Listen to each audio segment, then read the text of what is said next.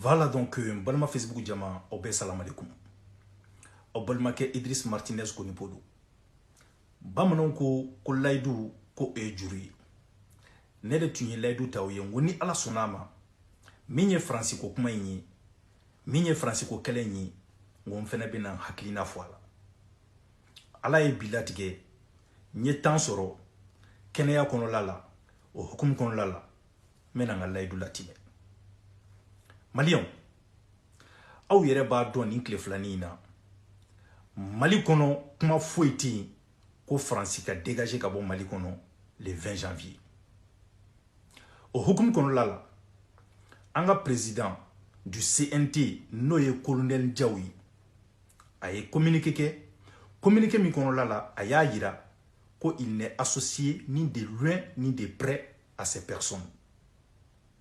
Au communiqué bolen ko fe moko chama yu ka dusuma kashira ko Djaoui yu trahi ko Djaoui est peureux ko Djaoui be ga siran France digne ga Idriss ka familiale jumeni wala Malion mbe fe ka mufo o nyana c'est que en droit on dit qui ne dit mot consent okoro maoma ni makuma komina c'est qui sont normaux moko ko est-ce que Djaoui était obligé quand communiquer inkewa ni ne Idriss Nyinga ne ba fo aw parce qu'il n'a pas communiqué que c'est comme si il est avec eux.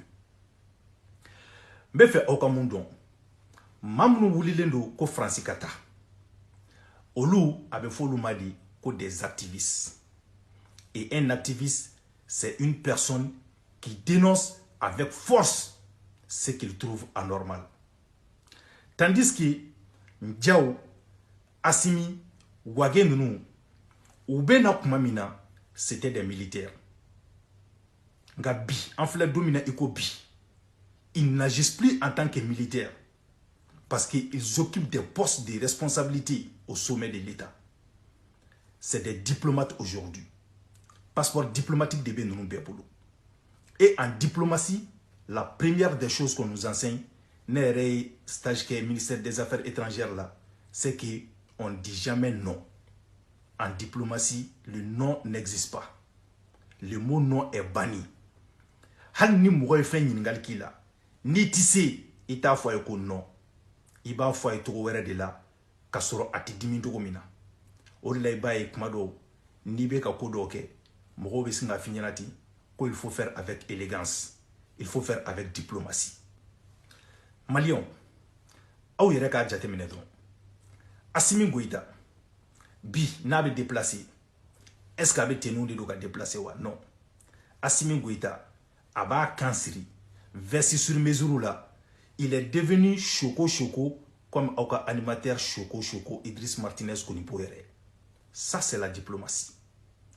Ibaye halnere fendo kadi nyimba fo Facebook kangake mba dabla muna parce que je gère avec diplomatie.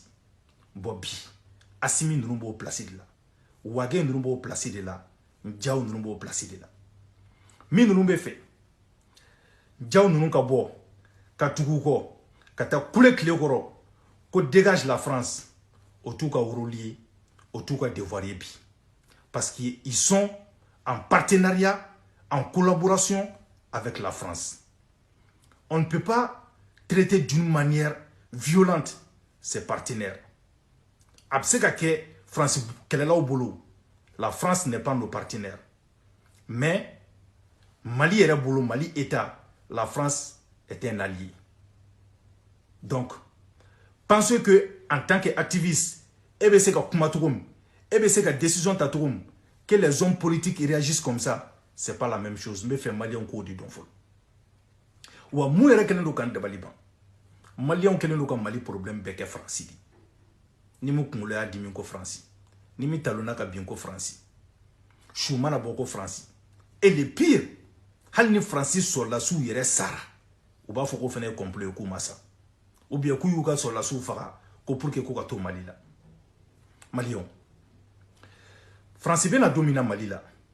Ni Francis tumana. Bi tumba soro Mali ko bana peu. Mali ko yere kunti exister tukuni. O ma dogo awshila. Ne Idriss Borana a documentaire Facebook sans faire. Je peux même dire que j'ai été la première personne qui a bon documentaire. Mouna Ibaye Jonkunda Nunu ou ni Franci ou accord signé tout comme pour que France baisse kana. Hal lettre folom tumblala katara a manier ou koko ka corriger ka blakata pour que Francis soit sous baisse kana Mali la. Sorassou n'allait Mali sauver. Aou yere Hollande n'allait, il a été accueilli en tant que héros. Na Mali on beka moune fo. Ko France be Mali kono la. Ko bela ko chou beka bo. C'est normal. France be France yere o ma Bataclan Bali. France be France yere o ma Charlie Hebdo Bali. France be France yere o ma attentat d'Indissou Bali. France naka équipement be chou be boufi. Donc c'est pour vous dire que c'est pas parce que France be mal là qu'on va avoir 0 mort. Au bête menen ko feka boy non. Ou ko France be ka anga sous-sol exploité. Oui, au dogonité mochila. Folité fegaï. France be ka Mali sous-sol exploité trop erredi. Ne bolo le combat qu'il faut mener maintenant. C'est pas de dire que France ka troupe bêta ko ka taka boy. Asimi mounou soldat si, olu be terrain donc ateme onka. Ndiaw mounou soldat si, olu be terrain donc ateme onka. Ni yae olu be ka foko France kanata. C'est qu'on va donner qu'à fournir France Tara ou Kelentisi. Ni yae olu be ka foko France kanata. Iba e ka fo ou ba donner ou ennemi ou capacité moui. Donc, mounou ne rebe ka foko France kata. Ni ou nyininga koni France Tara ko jumembe ou ba foko Russie la de bena. On va dire que Mali n'est pas encore prêt pour affronter les ennemis. Sinon, na unyingala na koko non Mali sera si ou rebesega Mali kumabo. On va dire que c'est stratégique et puis c'est bien visible. Parce que ni kele ne boulot. Abina fo M5 RFP ka kele. Ko Ibeka aya gendron. Anyu nyinga ni Ibeka tara mumbe nkofe. Ko non o tisaka dévoiler folo obe fo de kofe. Ibeka gena plan fo ekunti. Finalement où est be farafara la. France gena nunta c'est la même chose. Anga France gendron. Mais ni France gena 600. Solution de de beno. Aw ba donner ba don Mali sora sous tisi. Atete afo onyena. Ko dugu kelen tese ka nin kelenke. Ko il faut que be de ka fara nyogon kan pour que ka se ka kelenke. Mais aw ma réussi la sora folo. Aw ko be France gen. Ni France tagara 600. Anga te okuta ou du souffle au gafo boangata. Aw de bina teni du gatara Mali kuma bowa. Je sais que ni kuma emena tiki aula. Mais nyo de fo Idriss Martinez koni po. Ambe barake ni mumbe en haklina de la. Malion. Sous-sol beaucoup mi reflèni. C'est-à-dire, moi je préfère que Francicana anga partenariat gagnant-gagnant ke. C'est-à-dire, nous avons sous-sol bo, am se ka traité au keto mina. Sous-sol kon nous à clan Mali ani France n'yonche. Plutôt que ka fo ko France ka isemboala ko Mali kelenga bebo. Parce que ni Mali kelenga bebo, Mali on tena fouille de sorala. Mais ni France est donné sorala, Mali fene be kla ka donné soro. Obna nyinga 600 ko togodi. Mais do fene expliquer aw yembalimo. Au moins ni France est anga sous-sol fait un beau. Ou bitana e France. Ou bita do ou yere ka mogo la o tien. Nga ou be klaka do on yere la. Ni be France. Ibo don. Sécurité sociale yan bana frake ibe frake. Yan ou bita katila do sokono ni soti bulu. Yan kalosara la ou bitoka warni fitini koni dima. Wa awre nyimano betanga ressources nu chien Afrique Canada ou fi. Ou be klako ressources do ta tukuni ka klaka on sono yotukuni. Nga anga dirigeant nunu. Hali no olu kele de ya bebo France ki semboala. Wa olu kele de ba bedu. C'est pas de la magie. Du sukunko dronde do. Mali sanu be kato Mali la. Mali kelenga Mali sanu be bo. Mali fantanya tese ka ban ni anga dirigeant ou yerema ou jogonye. Parce que Mali de la moko kene obe moko milliard ni yorodun. La preuve, anga président sara dron la 150 millions. 150 millions. Obe sega moko jol de bo segen kono la. Mali de la milliard kemema na voté koka gidron da. Obe ta milliard kelen do gidron na milliards bi konontoni kononton o bo do o konobara la kata sousan kata étage san ko du sunguruma ka katkatu san ko du ka sunguruma ko du sunguru dogonuma ka soro fantan don be segen konola la Mali de konola la milliards ko kuma de be voter dien dongodu ita do yoroyi ita boyoroyi au moins Franci no lutara na yo fi u ba du yere ka mogo la u ba do étranger la wo be klaka hina utarata an fi ka klaka doni ci on ma